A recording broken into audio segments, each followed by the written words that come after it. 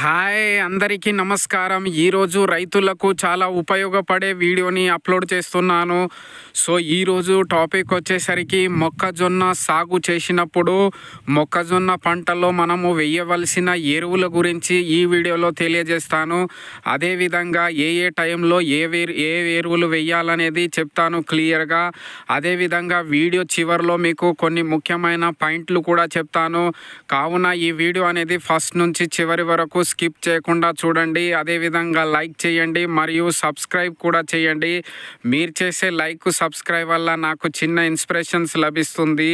అదేవిధంగా అగ్రికల్చర్కి సంబంధించిన ఏమైనా వీడియో కావాలన్నా నాకు కామెంట్ రూపంలో తెలియజేస్తే అలాంటి వీడియో మీ కొరకు అప్లోడ్ చేస్తాను. సో యాసంగి మొక్కజొన్న చూసుకున్నట్లయితే దీనికి టైం మనకు అక్టోబర్ నుంచి నవంబర్ చివరి వరకు విత్తుకుంటారు. సో కావున రైతులు కొందరు ఆల్రెడీ విత్తుకున్నారు మొక్కజొన్నని. అదేవిధంగా మరికొన్ని రైతులు విత్తనాలు తీసుకొచ్చి విత్తడానికి రెడీగా ఉన్నారన్నమాట.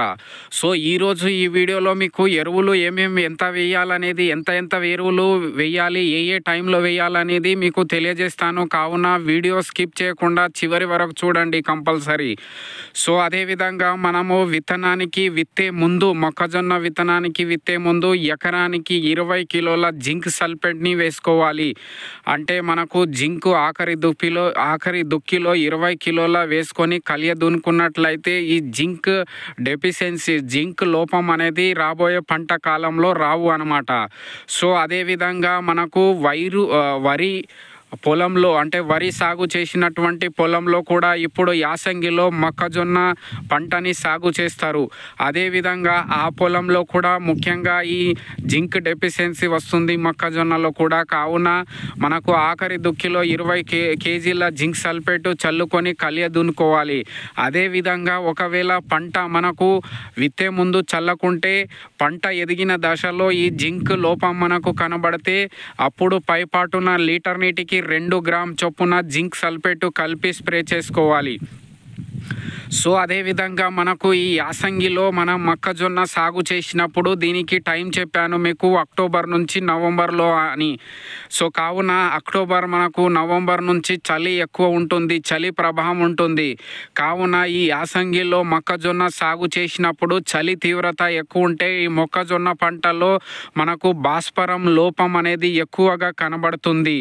సో అలాంటి టైంలో మన పంటలో, మన మొక్కజొన్న చేనులో భాస్వరం లోపము కనబడితే వాటి నివారించుకోవడానికి మార్కెట్లో 19 1 కేజీ 200 లీటర్ నీటిలో కలపాలి. అంటే 1 లీటర్ నీటికి 5 గ్రామ్ చొప్పున కలిపి స్ప్రే చేసుకోవాలి. అదేవిధంగా చూసుకున్నట్లయితే ఇంకా మనకు భాస్వరం లోపం కనబడతాయి అంటున్నాను. కావున 19 చేసుకోవాలి. లేదంటే మనకు ఈ డిఏపి 1 లీటర్ నీటికి 10 గ్రామ్ చొప్పున కలిపి ద్రావణంలో కలిపి స్ప్రే చేసుకున్నట్లయితే కూడా ఈ భాస్వరము లోపం అనేది నివారించుకోవచ్చు. సో అదేవిధంగా ఎరువుల యాజమాన్యం చూసుకున్నట్లయితే మొక్కజొన్నలో దాదాపుగా మనకు ఈ విధంగా ఉంటుంది. నత్రజని పంట కాలం మొత్తంలో 80 నుంచి 96 కిలోల నత్రజని వాడుకోవాలి. అదేవిధంగా భాస్వరం అంటే డిఏపి రూపంలో ఎక్కువగా వాడతాం. కావున ఈ డిఏపి పంట కాలం మొత్తంలో 32 కిలోల డిఏపిని వాడాలి. అదేవిధంగా చూసుకున్నట్లయితే 32 కిలోల పొటాష్ ఎరువుల్ని వాడాలి. సో అదేవిధంగా ఏ ఎరువుల్ని ఏ టైంలో వాడాలి, ఎంత టైం గ్యాప్ ఇవ్వాలనేది ఇప్పుడు చూసుకున్నట్లయితే మనకు నత్రజని 80 నుంచి 90 కేజీల నత్రజనిని 3 సమభాగంలో వేసుకోవాలి మొక్కజొన్న పంటకు. అదేవిధంగా చూసుకున్నట్లయితే ఆఖరి దుక్కిలో కానీ లేదంటే విత్తిన వెంటనే మనకు ఒక్కసారి నత్రజనిని వేయాలి. అదేవిధంగా పంట మొలక వచ్చిన దశలో అనగా 30 నుంచి 35 రోజులకు ఒకసారి నత్రజని వేయాలి. అదేవిధంగా మూడవసారి వచ్చేసరికి మొక్కజొన్న పంట పూత సమయంలో ఉన్నప్పుడు ఈ నత్రజని ఎరువుల్ని వాడాలి. అంటే 80 నుంచి 96 కిలోల నత్రజనిని 3 భాగాలుగా చేసుకొని మీకు చెప్పాను. ఆఖరి దుక్కిలో ఒకసారి, 30 నుంచి 35 రోజులకు ఒకసారి, అదేవిధంగా పూత సమయంలో ఒకసారి, ఈ విధంగా నత్రజనిని 3 టైంలో అంటే 3 సార్లు వేసుకోవాల్సిన అవసరం ఉంటుంది మొక్కజొన్న పంటల్లో. అదేవిధంగా రెండవ ఎరువులు వచ్చేసరికి భాస్వరం అనేది ఇంతకుముందే చెప్పాను మీకు, డిఏపి రూపంలో ఎక్కువగా వాడతారనేది. కావున ఈ డిఏపి ఎరువులు 32 కిలోలు చెప్పాను. కావున ఈ 32 కిలోల డిఏపి భాస్వరం ఎరువుల్ని మనకు మొత్తం ఆఖరి దుక్కిలోనే విత్తుకోవాలి, ఆఖరి దుక్కిలోనే వేసుకోవాలి పంట మొత్తంలో.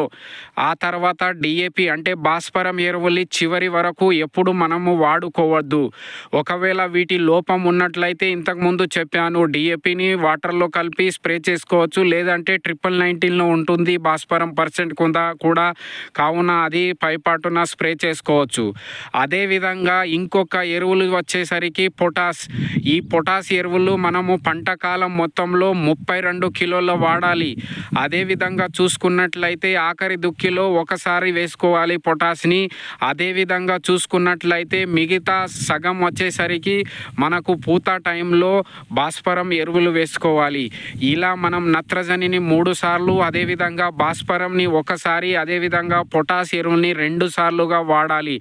ఈ విధంగా మనము టైం టు టైం ఎరువులు వేసుకున్నట్లయితే మనకు గింజలు అభివృద్ధి చెంది పంట కూడా బాగా పెరుగుదల జరిగి మంచి కాయలు వచ్చి, అదేవిధంగా కాయ సైజు కూడా పెరిగి గింజలు కూడా లావు అయ్యి, అదేవిధంగా గింజలు కూడా బాగా గట్టిగా అయ్యి, అదేవిధంగా గింజల్లో నాణ్యత కూడా పెరిగి మనకు దిగుబడి ఎక్కువగా వస్తుంది. కావున ఇప్పుడు చెప్పిన విధంగా మీరు ఎరువుల యాజమాన్యం పాటించినట్లయితే మీరు కూడా మీ పంటల్లో ఎకరానికి దాదాపు మనకు చూసుకున్నట్లయితే ఎక్కువ దిగుబడిని సాధించవచ్చు. అదేవిధంగా వీడియోలో మీకు ఫస్ట్కి చెప్పాను, వీడియో చివరిలో కొన్ని ముఖ్యమైన పాయింట్ చెప్తానని. సో అవి వచ్చేసరికి మనకు చలికాలంలో మొక్కజొన్న సాగు చేసినప్పుడు భాస్వరం లోపం ఎక్కువగా కనబడుతుంది.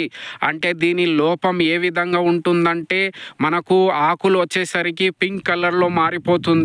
సో అలా మనం కనబడినట్లయితే ఇంతకుముందు చెప్పిన విధంగా 1919 కానీ లేదంటే డిఏపి కానీ స్ప్రే చేసుకున్నట్లయితే మనం భాస్వరం లోపాన్ని మనము నివారించుకోవచ్చు. సో ఇప్పుడు ఈ వీడియోలో మీకు ఎరువుల యాజమాన్యము, ఏ టైంలో ఎరువులు, ఎంత ఎరువులు వేయాలి, ఏ ఎరువులు వేయాలనేది చెప్పాను. కావున నేను చెప్పిన విధంగా మీరు కూడా పాటించి ఈ మొక్కజొన్న పంటని సాగు చేసుకున్నట్లయితే తప్పకుండా మీరు కూడా అధిక దిగుబడి పొందవచ్చు. ధన్యవాదం.